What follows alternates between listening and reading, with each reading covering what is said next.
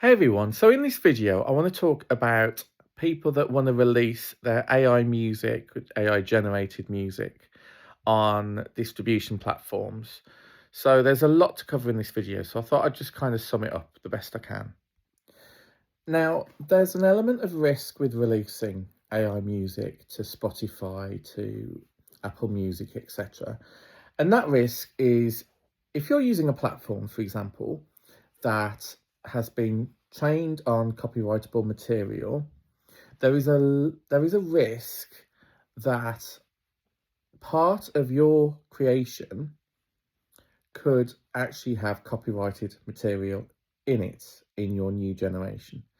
Now, I'd love to know how likely that actually is, but it's the fact that it can happen. So it's something to be very mindful of. Now, some AI music distributors are against AI. So I want to try and bring that up in this video in terms of who does that. Now, be wary that distributors that are not happy with AI music being on the platform may actually block your account, or they could just send you an email and say that you won't be listed and they're going to remove your release submission. So in essence, you'd be rejected. Now, there was a recent article regarding Suno. Now, Suno is probably the #1 AI music generator platform out there at the moment, and I love Suno, as you know.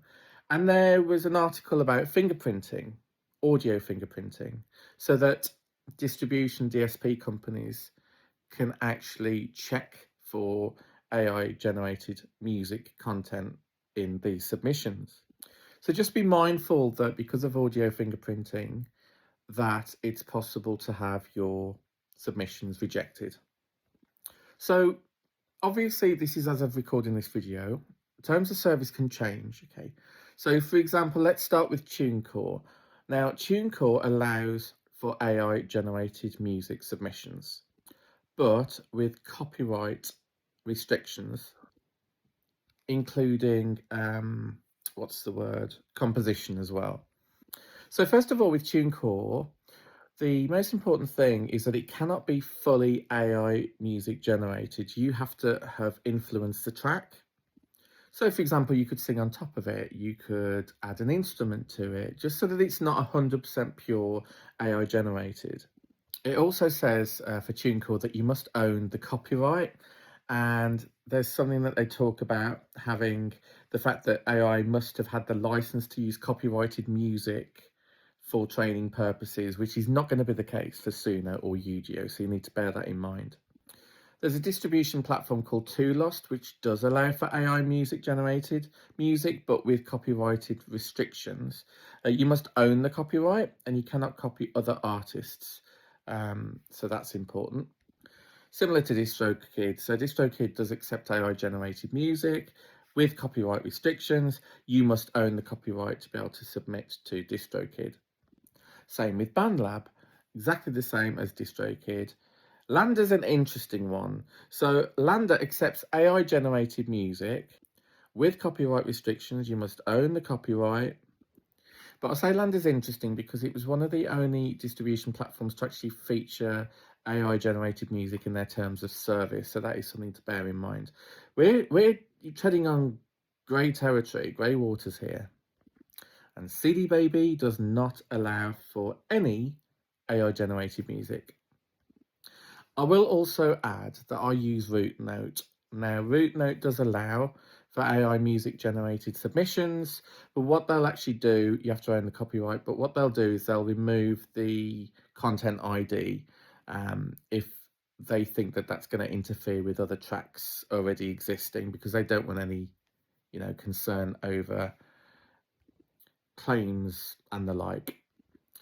As we know, Suno and Ugio, we are still waiting for court's decisions on their fair use because there's quite a few copyright lawsuits ongoing. And, there's lots of other AI music generated products platforms out there, which are featured on this channel as well. So make sure you check out the AI music playlist if you're interested in other generators, if you want to stay away from Suno and Ugio. And there are some more ethical AI music platforms. So I've got an ethical playlist on my channel as well. But I'll be completely honest, Suno and Ugio and Producer are number one, number two, and number three at the moment in terms of my own personal opinion, having looked into these platforms for 2.5 years now on this channel. Suno is definitely number one, then probably Ugio, then probably Producer.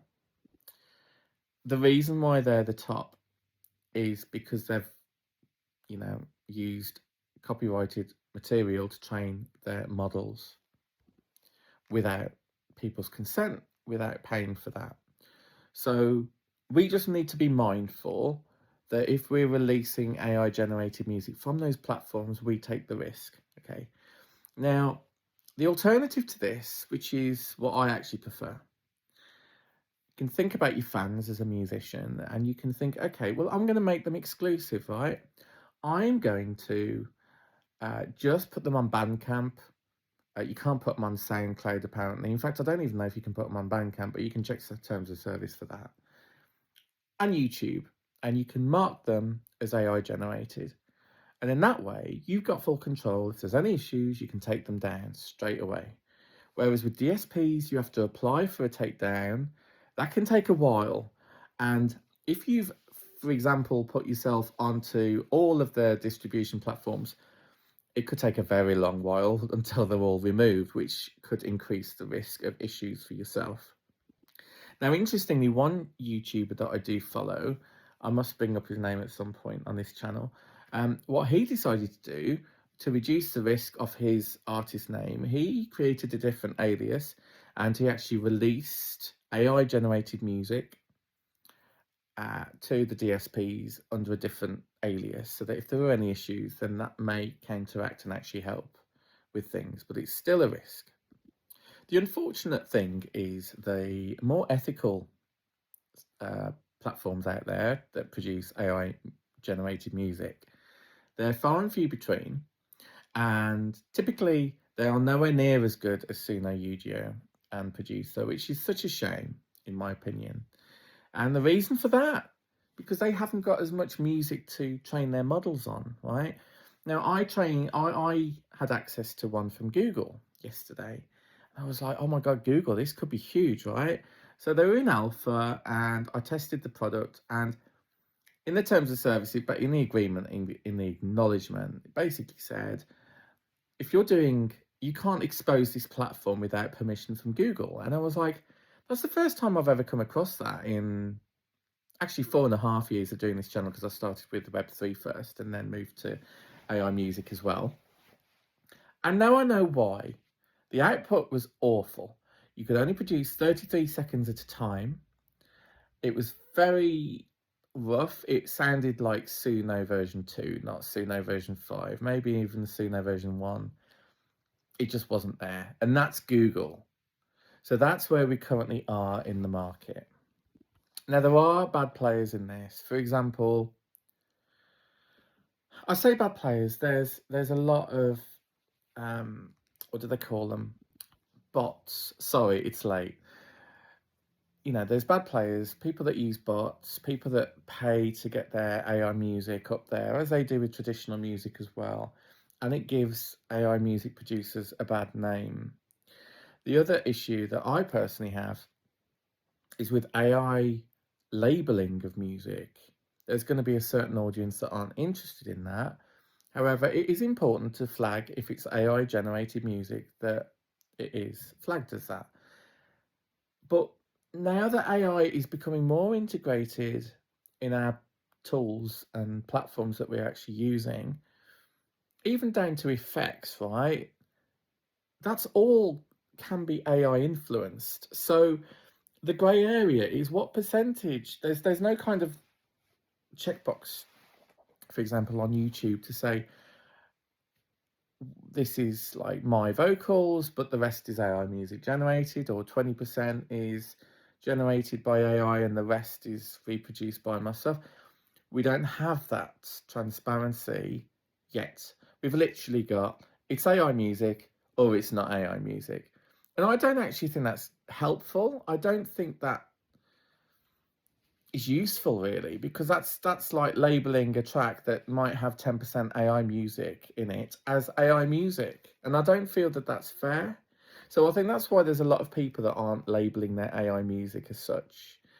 Some won't want to because they don't want the backlash, because I actually think the majority of public won't care if they're listening to AI music, but actually music industry people, music producers, music composers, a lot do care, because they see it as a threat and they're not happy with it. And there's people just in it for the money. I use AI music as creativity and to help with my productions, and it's amazing for that. It really is. But for people that are interested in just making money from this, it's not worth it. Right? The music industry is one of the most poorly paid things that there is for us independent musicians. So that's really it. So I just wanted to highlight that if you're interested in releasing your AI music generations on DSPs, just be wary of the consequences and consider what I do, which is looking at, you could potentially release just a few tracks, not albums upon albums upon albums. Focus on marketing those few tracks. And the alternative is just putting them on YouTube that you can easily take down. Maybe Bandcamp, definitely not SoundCloud because they don't allow it. And always try and do something with that AI generated music. Don't just take it as 100% AI generated, because chances are you won't have a leg to stand on if there's any issues arrive in the future. And actually, you can make it better, even better, by learning a digital audio workstation. I use Cubasis and Cubase, FL Studio I do as well. You can really enhance the AI generation with effects and putting in different instruments and singing on top as well if you want to do that. So I hope you enjoyed this video. I hope I've provided some value. Um, I am producing exclusive content as well for my paid members on YouTube, so consider that if you're interested.